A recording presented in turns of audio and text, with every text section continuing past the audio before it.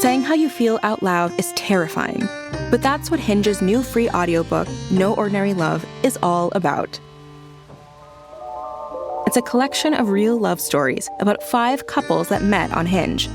The stories are written and read by Tembi Dintonhurst, Nicola Dinan, Curtis Garner, Raven Smith, and Ruthie Thorpe. I, Hunter Harris, wrote and read the foreword. The audiobook's out now. Give it a listen.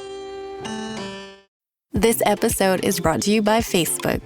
So you were scrolling on Marketplace, and there it was, the bike you'd been searching for. You sent a message, and it turned out the seller was super chatty, kind of funny, and an avid cyclist. The next thing you know, you're in a cycling crew. Well, a community cycling group. The thing about Facebook, you might find more than what you're looking for. From a browse to a bike ride, this summer find more on Facebook. Hey, it's Cara, and welcome back to Make Space. We are on number 2 of my re-releases as we count down to the relaunch of the podcast. I'm beyond excited, as always. I feel like I always say that, but I am. I'm so excited. The podcast will be back and better than ever. There's video, there's amazing guests, and I'm DIYing a whole studio right now. And it's going really well. It looks amazing. New episodes are officially dropping on May 10th. And in the meantime, you should connect with me over on Instagram at MakeSpacePod, or you can follow along at Never Skip Brunch for some project ideas and watch me flip an 1840s house, which is a dumpster fire, but so much fun. But today's episode, I feel like, is going to be so fun for you and so embarrassing for me. This is my interview with Leanne Ford, who is one of my all-time favorite designers. I was screaming, crying, throwing up when her team reached out a couple years ago to have her on the show. And I feel like the whole episode, honestly, I just fangirled. Like, looking back, there's way more questions that would have been better to ask than what I asked, but I was just so in awe of her. And I want to re-release this episode, number 1, because she's one of my all-time favorite designers. I think her approach is amazing, and there's some incredible tips in this interview. But number 2, this was kind of a turning point for me personally in terms of like having a designer that has like celebrity status, that is a TV show and all these lines and is written about and featured and famous, who you look up to, and then being able to talk to them and realizing like they're a real regular person too. Which sounds so obvious, like it should be so obvious, but it's not. When you have someone you idolize in that way, that you really respect their work and you really look to them for direction in what to do in your house, I think it can be easy to put them on a pedestal in terms of not seeing their humanity.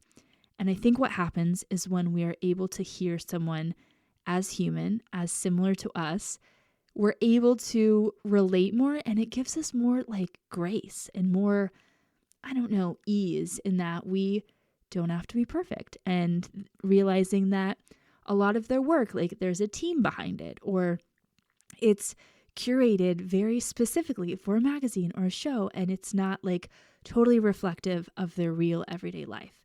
I think Leanne was very grounded and down to earth and very good at like helping me have that realization. And so I think it'd be really cool for us all to tune in again, and maybe you can unlock that for yourself too.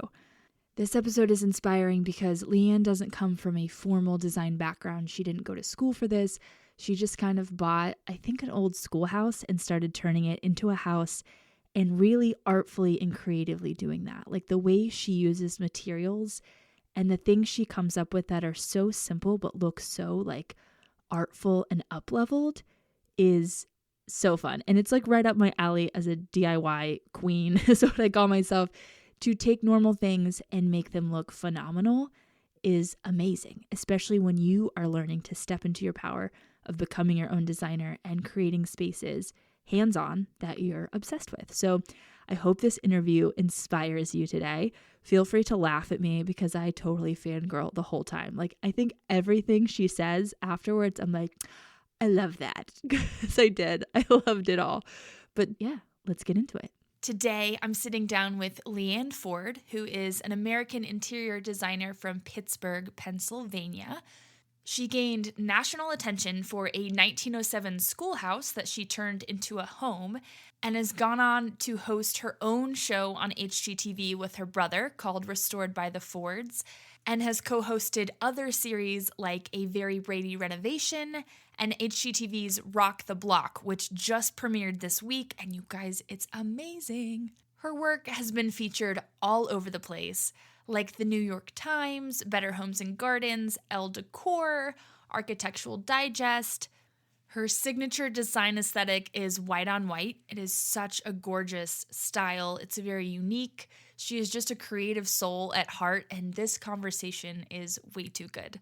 So without further ado, let's sit down to chat with one of my very favorite designers, Leanne Ford. Hello. Hello, welcome to the Make Space podcast. Hey, Cara, how are you? I am so good, and I am so thrilled to have you on the show today. You have so many exciting things going on, but before we dive into all of those, let's just chat a little bit kind of about your background and design style for listeners out there who might not be familiar with your work. Can you share a little bit about your first project and how it propelled and shaped your career as a designer? Oh, yeah, sure. So I was in fashion for 15 years doing creative direction. And I'd always fixed up all my rentals and painted my apartments and, to my landlord's dismay. Yeah. And finally, when I bought my own little house outside of Pittsburgh where I grew up, I was able to rip walls out and do exactly what I wanted. And from there, Country Living magazine found out about it and called me to shoot my house. So it was the first project I ever fully did. And it was the first project that was shot for press. And from people started calling and asking me to design their homes. So being a true freelancer, I said yes. I just figured it out as I went along. I love that so much. I feel like you're just a creative at heart, having a background in fashion and then kind of like transferring that to design. So Yeah, that's what I say. I'm like, when you're a creative soul, it comes out in many ways and, it's kind of ever evolving. And it was fashion for a long time. And then there was an overlap and now it's full speed ahead in interior design world. I love that so much. So one thing that I really love about the spaces you've designed is how bright and airy they are while still feeling very grounded and very full of interest. So your signature aesthetic is that white on white. Why is white your go-to wall color, and what do you like about that look? Yeah, it's so funny. I am a big proponent of white paint. I just feel like it's a fail-proof answer to design. It always looks good. It's always timeless. It's always classic. And it's for people who are kind of questioning what to do or how to do it. That's what I always suggest to them because you really can't go wrong. Yeah, for sure. Do you have a favorite brand or like a shade you love? Yeah, I love PPG, timeless, pure white. Awesome. Totally your aesthetic. Thank you for asking that. Yeah, of course. So for as much as we see you using white and as much as you love it, you're also not afraid to use black, which I know for a lot of people is pretty intimidating. Is there like a secret to incorporating black and keeping it feeling like light and airy and not too heavy? I think there's two versions of it. If you want your house to feel light and airy, black as an accent always works. So it's about, the window trim, or maybe it's just the cabinets in a white kitchen, and there's just different ways to play with it.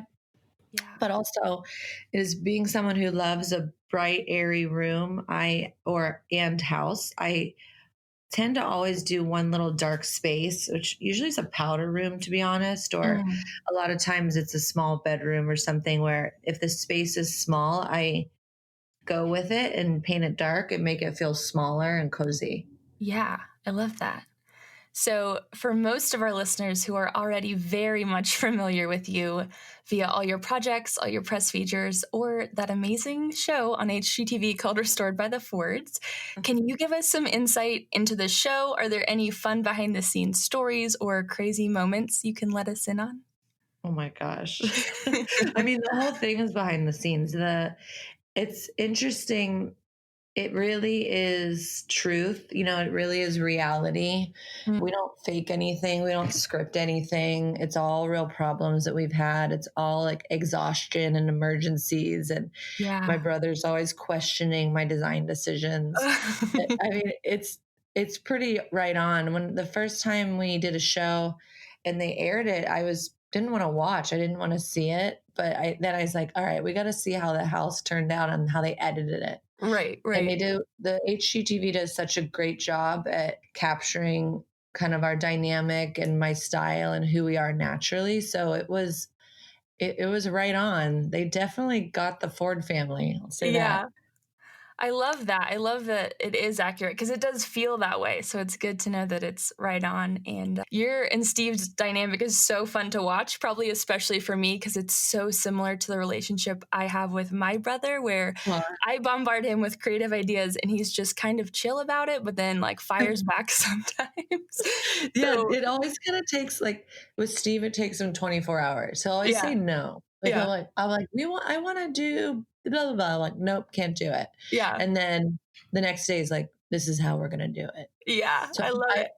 I mean, but no fail every single time it happens again and again. I'm like, why do I still get, does this drive me crazy? I just need to Yeah. go away, let him come back to me. So I'm using all my female wits to figure out how to deal with my big brother. Yeah. Oh, it's so funny. So, what's it like being able to team up and work together? Is it like something you had ever planned on, or did it just kind of work out? Well, I had bought this old farmhouse in Pittsburgh, my second project, and I hired Steve to do it. So I was living between Pittsburgh and Los Angeles. Steve was working full time on this farmhouse, and it was at the same time HGTV was calling. So Yeah. I actually told them that I work with my brother, which sometimes I question myself. I'm like, why did I do that? But I told them because he really is an incredible carpenter and he can make anything happen. And Yeah. I just kind of pitched the concept to him that he's with me because they've been talking to me for a long time. I said, well, what about Steve? I work with my brother. So Yeah. the fun thing is, I feel like everybody relates to it. You either have a sibling or Yeah. you kind of wish you did. So everybody that has siblings either relates to it or kind of wishes that they had that relationship. But it's one where it's full of love, but it's not. Nobody's judging it, right? We're Yeah. not a married couple that people are judging our dynamic. When you're brother sister, everybody's just gets it. Yeah. Oh my gosh, that's such a good perspective because that is so true. You're just like, oh, yep, they're siblings. Yeah. That's kind of how it works. That's so funny. Yeah, exactly. So, along the lines of that dynamic, your very first book is available now to pre-order, which is crazy exciting. I love checking out the first chapter as a sneak peek, and I cannot wait to read more. So, can you tell us all about it? Should she say that about the kisses? Is that weird? She doesn't care. She presses send. This is the love story of real Hinge couple Daniel and Roisin, written and read by me, Rufy Thorpe. Listen to the free audiobook now. Yeah, thank you. It's called Work in Progress. It's my brother Steve and I. We really, a lot of people were asked us one, how we kind of landed on HGTV. So that story, which is a very long, windy story, is in the book, but also how we grew up and why we were not afraid to fail. So Yeah. it's honestly about being a creative soul and how you get there and how you're not afraid to fail. And I cite my parents. I think they really let us try things and experiment, and we had a very strong foundation. So I'd say we're free to fly, Yeah. flutter and fly and That's mess up really, and really, fall. really amazing. And I feel like just drawing a parallel for my listeners, because a lot of them are new to DIY, new to the home space. And the questions I get all the time is about, like, how did you do that? I could never do it. Or how do I get Yeah. started? And just that perspective of like experimentation and like Yes. enjoying the process is so, so beautiful. Yeah, I love that. It is about the process. And I think once you get over the fear of blowing it, and when you get over the kind of thinking that you have to have all the answers or know how to do Yeah. everything, you can relax and Mm. enjoy it. I mean, the title work in progress is based on one, construction and what we do for a living, but also that our story's not over. I mean, if all goes well, we're not even a third through it. Yeah. Oh my gosh. We Yeah. got years ahead of us. So it's like this is just where we are now. Oh, I love that. I'm really excited to go grab that. So when does it officially come out to go buy? Care, it comes out October 29th. Okay, perfect. Yeah. So we will link to that in the show notes. Oh my gosh, thank you. And It's then and Steve and I did the audiobook too, which was pretty oh my much gosh. Steve's biggest fear. That's Yeah. so funny, but so cool. I love when it's like author read. Yeah, so I mean, I don't know who's going to be okay with us talking in their ear for 8 hours, but it's there, it's ready. Yeah. Oh, I love it. Can't wait. So, in addition to having your own show on HGTV, you've also been a part of some shows that include many of our favorite designers, like A Very Brady Renovation, which is on HGTV now, and I just caught up on it like this week.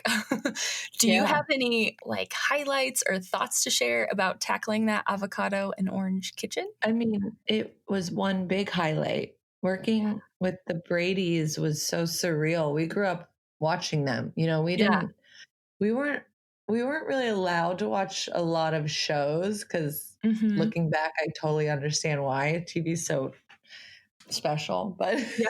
especially, but like Brady Bunch was this safe thing to watch that we could all watch together. And Yeah. so my brother and I were absolutely shocked the whole time. So I walked in the first day, and Maureen McCormick is smiling at me. She's got the biggest eyes. She's looking at Hmm. me and she goes, "I love your show." And I was Oh my like, gosh. "Maureen," who's Marsha, by the way. I was like, Right. "I love your show." Yeah. I mean, it was surreal, the whole thing. So even though we literally helped design and build this house, once it was finished, standing in it was beyond. I mean, beyond. Yeah. Yeah. Cause it's like you totally brought it to life for sure. Like I was ridiculously impressed with how real it looked and how accurate it was. I mean, it is real. And the crazy thing is when you're walking through there, you feel like you've been there before because Yeah. you've seen it so much. It felt very familiar to be in there. It was a really very cool thing. We were so honored. Yeah. I love when HGTV, like I love everyone's, individual shows and styles, but when they do something kind of like that and team everyone up together and it's just kind of next level, so exciting. It's so fun. And we really like our, cohorts. Like we had the best time with all our HGTV friends. Like Yeah. we're in this weird little society now. Oh, totally. You guys just look like little best friends, like a cool community. Yeah, we really like each other. We're always Yeah. like the property brothers seem to be king and king. I don't know. Yeah.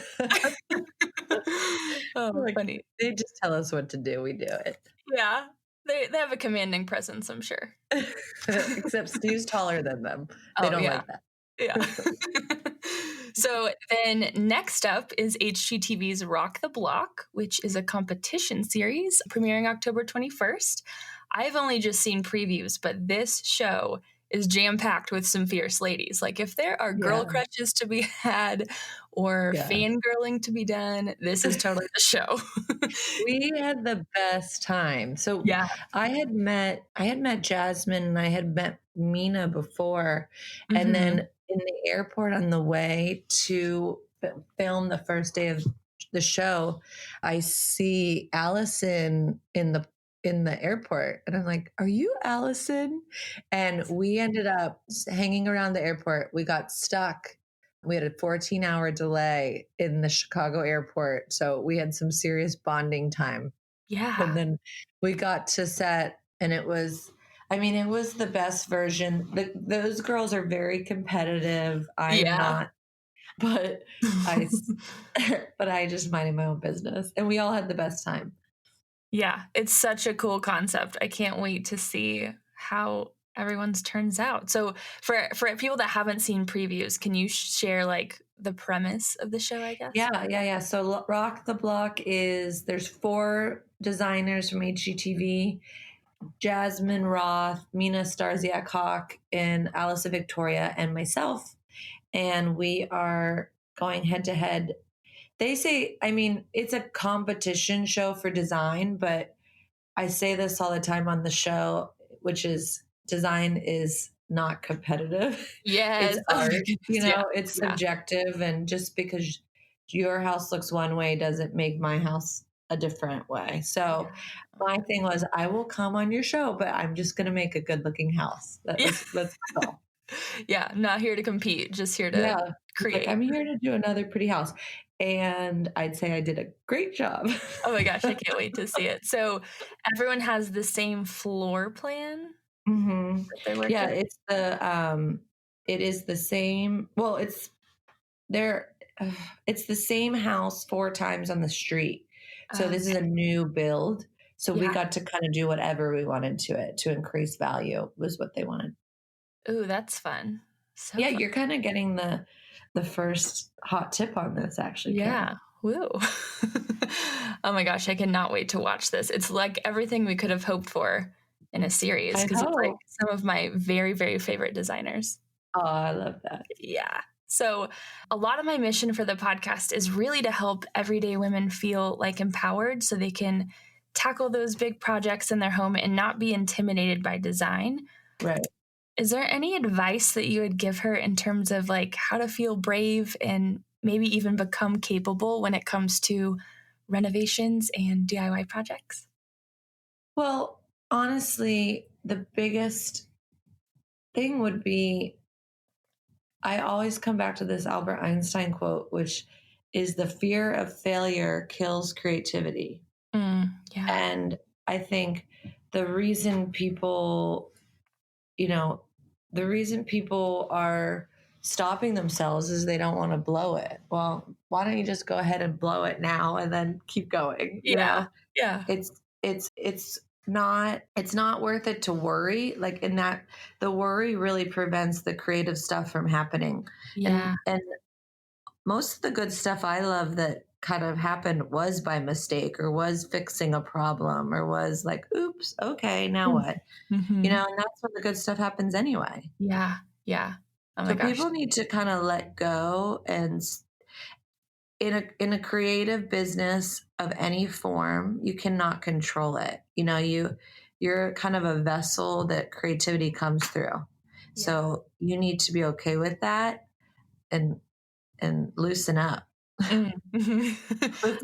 Loosen up's a good life motto. Yeah, no, it really is. Really, really is. When you were like first new to interior design, where did you find inspiration, or are there any like specific designers you looked up to? Yeah, you find, and I find inspiration from everything, everywhere I look, Right. everywhere I visit, everything I listen to. So, strangely, I read a lot of rock and roll documentaries, and those always inspire me. Yeah. Just as a creative, and then that kind of goes through whatever avenue I'm in at the moment. Mhm. So I think if you're an inspired person, everything will inspire you, and I always say, don't be afraid to look up, look around, because it's all there. Yeah. I really love the idea of like going outside of your genre too. Like I feel like a lot of people, at least like the everyday girl who's decorating her house, probably gets stuck in Pinterest or just looking at the same, designer she loves, but looking at like life in different categories is a whole nother level of inspiration, I feel like. Yeah, and that's the other thing is that a lot of times I'll mistake something I thought I saw, and that will inspire me in a way, or something I thought I heard and I heard it wrong, and that will inspire me. Yeah. So and the fun thing too, as Pinterest is so massive and it's an amazing resource, but the fun thing to do with Pinterest is, instead of letting it tell you what to look at, think of kind of keywords that you love, or I always put in Wabi Sabi design or Wabi Sabi Paris or, Mhm. any kind of thing that kind of makes you think in a different direction. I'd say just put in fun keywords and let it go down the rabbit hole. I love that. Like use it instead of like prescriptive, like here's the inspo you should copy. Yes. It's like adventurous. Yeah, exactly. I use it a lot as a resource for clients where if I have something that I kind of think of, I know in some way it's been done in some form. And, Mhm. that's actually a good thing because I can visually translate it. So I'll be like, oh, I want a purple elephant on the ceiling. So, Yeah. you know, put in purple elephant. Somebody's done it. So, Mhm. but like how you play with that and use it just backwards a little bit. Yeah. Oh, that's such a good tip. Like it's like that's the only Pinterest tutorial I think anyone needs. Yeah, that's good. Totally. Yeah. So when you are designing a space, is your process kind of like since you've done so many, is it kind of down to a science where you like start with a certain thing and then like move through steps, or is it just kind of all like a fresh approach depending on the client and the house and all of that? Well, the biggest thing I like to do, I love working with old homes the most. So I go in and I see what character is in there and what we can keep. And that Yeah. inspires the rest of the design. So there's two things, the home that inspires it and the client inspires it. So I put those together and, kind of push it forward a little bit. But it's all about the person that lives in that home. As an interior designer, we leave, right? And these people have to stay and love it, enjoy it, and be proud of it. So Yeah. I'm very careful with that to make it all about the client. But then with the house, you look for kind of interesting things. Is it quirky or is it beautiful or is it old or what do I want to keep and let that start leading you in the rest of the design. Yeah. Oh my gosh, that's so good. So I have a couple listener submitted questions that I promise I'd ask, and they're a little bit silly, but the first one Okay. is how do you style your hair? Because everyone loves it. Okay. That is so funny. Tell them thank you. I'm like, actually, I style my hair. It's called bedhead. Like Mhm. I wake up. I always looked back and I remember when I was young and people would be on TV, I'd be like, you're on TV. Why don't you at least put on, I don't know, more clothes that Yeah. like why don't you at least put yourself together? Yeah. Right. Yeah. And now I'm like, when you're on TV so often, you just kind of give up.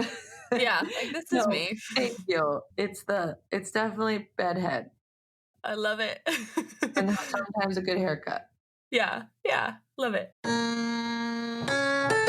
Saying how you feel out loud is terrifying, but that's what Hinge's new free audiobook, No Ordinary Love, is all about. It's a collection of real love stories about 5 couples that met on Hinge.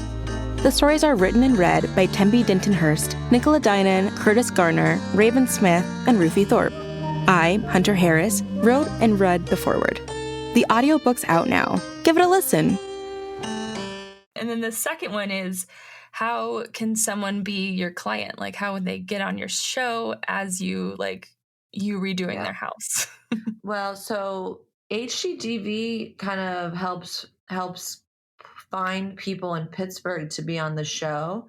So Yeah. if it's Pittsburgh, then there's go to High Noon Productions. They have a website that they're always casting, and they can go onto that and kind of find it and do a little pitch. But the projects, it depends. It depends where I am and what time I have. And I take on inspiring projects if the people are inspiring and the house has to be inspiring. So Yeah. it's it's fun to be selective, but I also love doing my own houses. That's the fun Mm. stuff.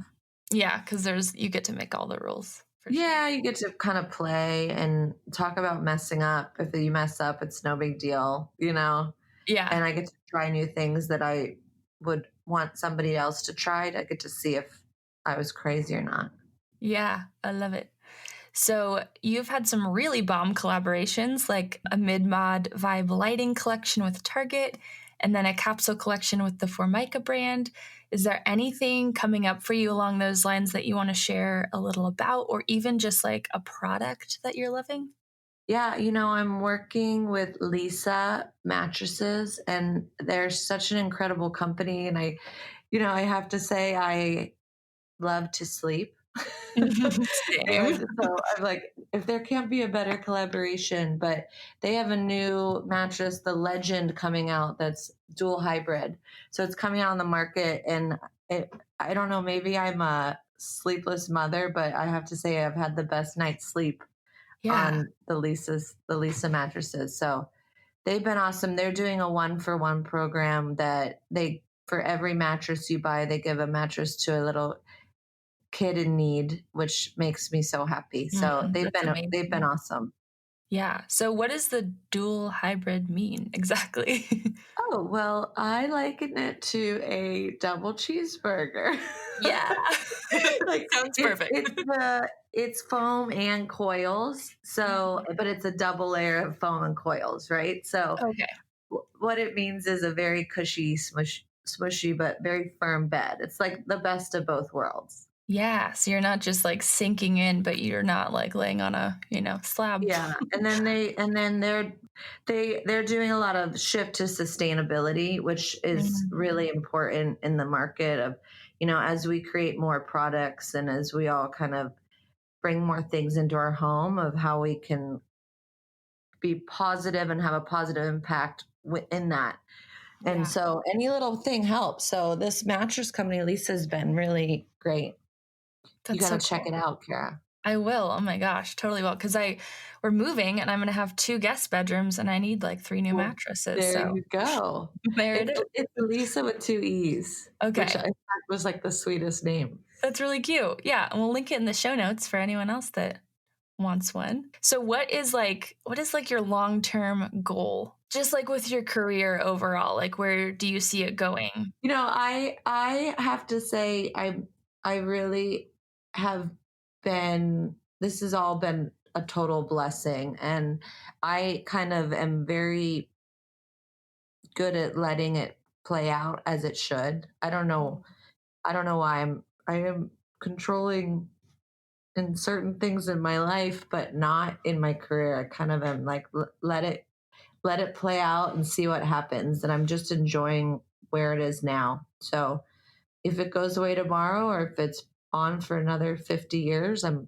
happy either way.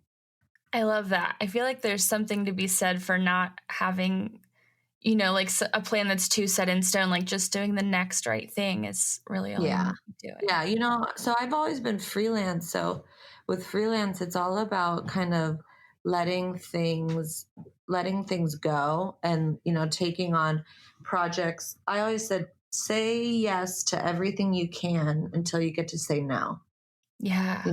And say yes and learn and try things and see what you're drawn to and see what you love. And then eventually you'll start saying no to the good stuff so you can say yes to the great stuff.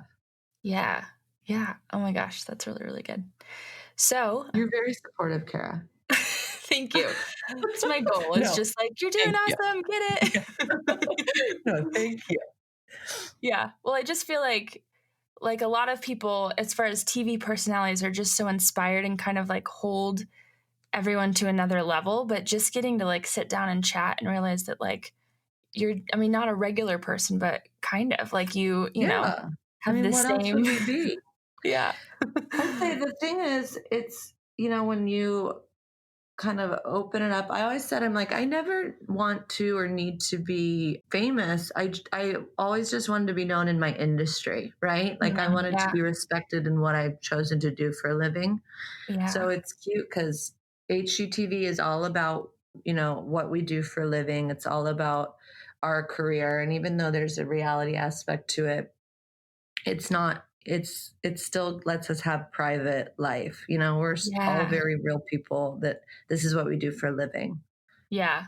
I love that. It's like real in that like the real you comes across and you get to be yourself, but not so real where it's like, come into my house and see all Yeah. this like like crying in the don't want to bathroom. share. Yeah. Okay. Luckily, they edit that out. Yeah, thankfully.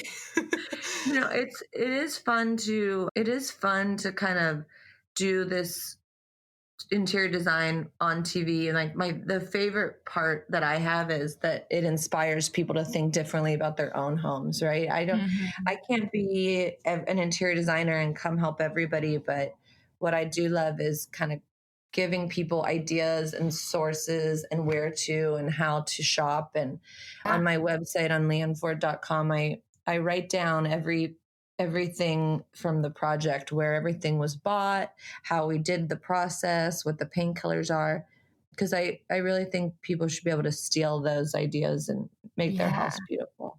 Yeah, that's something I really love about, well, really a lot of the HGTV shows, but also yours, is like the partnerships with local makers. Like I was watching one episode with like some amazing opulent light fixture that you had someone like hand make. It was like gold and looked like a sculpture. I mean, I use as many artists and support as many artists as I possibly can, because it's just another kind of avenue of how this can be helpful to other people. Yeah, I love that. Just the collaborative approach. Yeah. So and you're only as good as your team, right? So I think the more inspired and creative and competent, talented people around you, the better everything's going to be for everyone. Yeah. Do you have any like insight into sourcing from local artists, like besides just Googling to find what you're looking for? Well, if you see something you love or think of something that you want to do, you can always find somebody local to make it. There's always every form of artisan out there. So I think I love that that's an option. And if you can possibly, I guess that'd be another good example where there'd be things that I wanted that weren't created yet. Like there's things that I wanted that really either didn't exist or didn't exist how I needed them to, or in the size I needed them to. So that was I had to go find somebody to do them. So, and that always turns into a good thing. Yeah, that's so cool.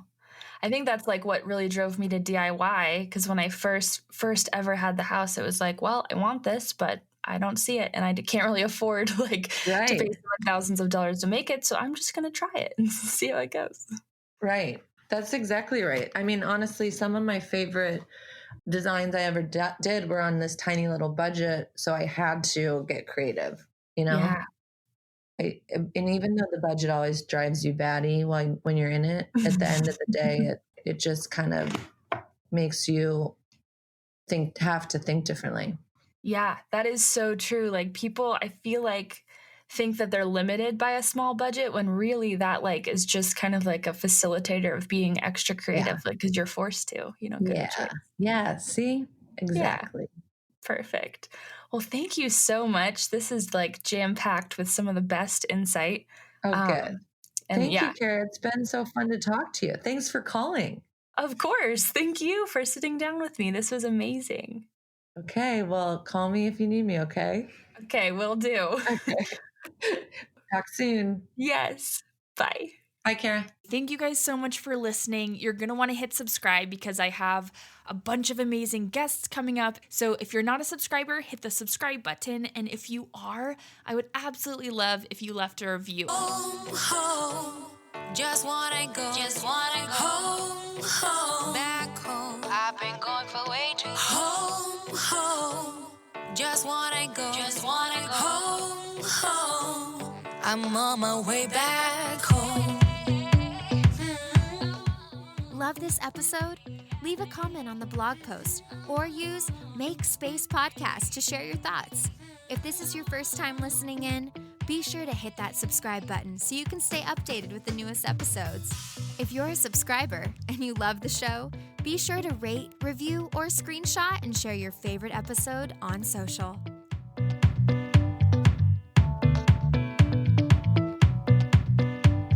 You're listening to this podcast, so I know you've got a curious mind. Here's a helpful fact you may not know yet. Drivers who switch and save with Progressive save over $900 on average. Pop over to Progressive.com, answer some questions, and you'll get a quick quote with discounts that are easy to come by. In fact, 99% of their auto customers earn at least one discount. Visit Progressive.com and see if you can enjoy a little cash back. Progressive Casualty Insurance Company and Affiliates. National average 12-month savings of $946 by new customers surveyed who saved with Progressive between June 2024 and May 2025. Potential savings will vary.